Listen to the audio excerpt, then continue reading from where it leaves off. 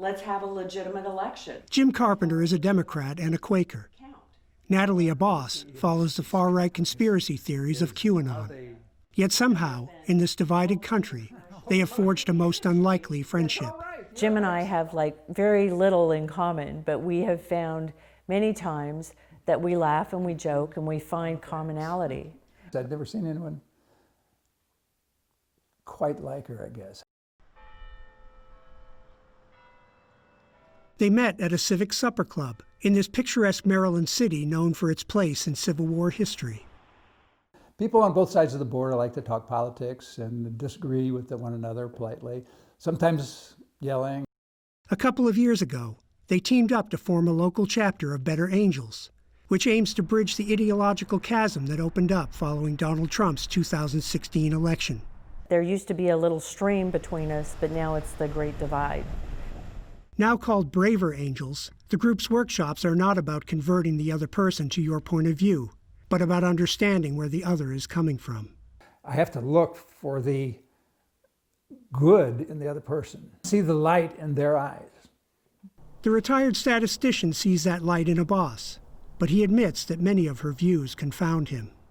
Most of her spare time, the paralegal investigator can be found at her kitchen table, working 2 laptops and a cell phone, Newsmax playing in the kitchen, and Fox News blaring from the living room. She suspects there was massive voter fraud in the presidential election, and that Trump was cheated out of a second term.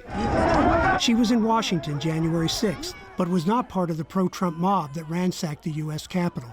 She thinks left-wing extremists were behind the attack. Patriots, mega people don't go there for things like that. That's not us. So what does Carpenter do when a mountain of evidence tells him the opposite is true?